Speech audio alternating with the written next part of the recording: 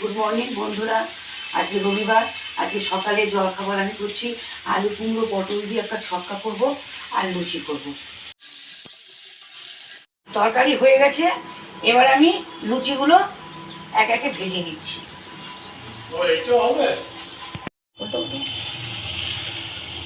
এই যে জ্যান্ত কাতলা মাছ নিয়ে এসছে, ধুয়ে রাখলাম। এটা আমি আলু দিয়ে ঝোল করব। আর এদিকে উচ্ছে কুমড়ো ভাজা বসিয়েছি। আর এদিকে আপনার মুসুরির ডাল হচ্ছে। আর এই মাছের ডিম ছিল, এই ডিমের বড়া করে ঝোল করবো রাত্রিবেলার জন্য। মাছ ভাজার জন্য কড়াইয়ে তেল দিয়ে দিচ্ছি।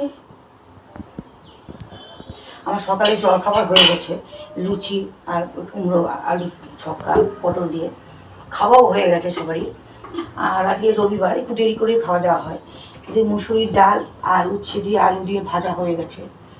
ভাতটা লাস্টেই করব গরম গরম। আর এই মাছের ঝোলটা এখন করে ফেলছি। আর একটা স্পেশাল মেনু করার ইচ্ছা আছে, দেখা যাক কতদূর করতে পারি।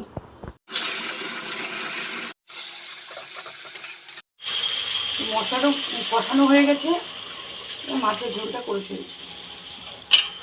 আমি বললাম একটা স্পেশাল আইটেম করব। আমি এখন করব ভেজ বিরিয়ানি। এর আগে আমি ইলিশ বিরিয়ানি, চিকেন বিরিয়ানি, মটন বিরিয়ানি, কাতলা বিরিয়ানি করেছি, কিন্তু ভেজ বিরিয়ানিটা আমি কোনোদিন করিনি।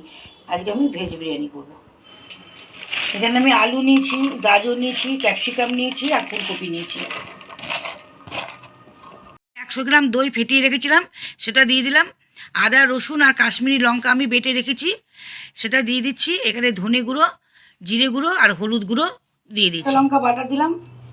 আর এখানে পুদিনা পাতা আর ধনে পাতা আমি কুচিয়ে রেখেছিলাম। আর এই 4টে কাঁচা লঙ্কা, গোটা গোটা লঙ্কা দিলাম। পেঁয়াজের বেরেস্তা করে রেখেছিলাম, 2টো ছোটো পেঁয়াজ দিয়ে।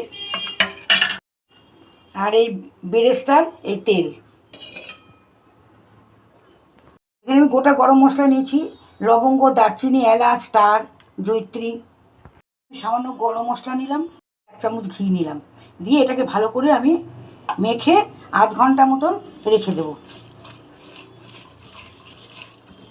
লবণটা আমি এখন দেবো না, লবণটা দিলে এটার মশলাটা জল ছেড়ে যাবে সব। এখানে আমি 200 গ্রাম মতন পনির দিলাম। পনিরটাও আমি মাখিয়ে রেখে দেবো। 15 মিনিট পরে আমি পরিমাণ মতন লবণ মাখিয়ে নিচ্ছি। 15 মিনিট পরে আমি 70% চালটাকে কুক করে রেখেছিলাম, এরপরে এর মধ্যে দিয়ে ভালো করে ছড়িয়ে দেব।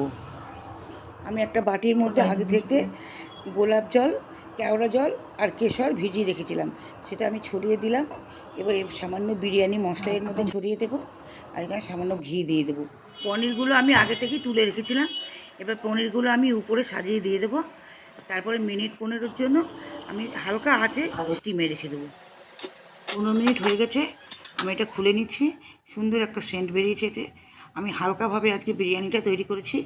ভিতরে সবজিগুলো খুব ভালো সিদ্ধ হয়ে গেছে। আমি এবার সার্ভ করে নেব। আজকের ভিডিওটা এখানেই শেষ। আবার দেখা হবে নতুন কোনো ভিডিওতে।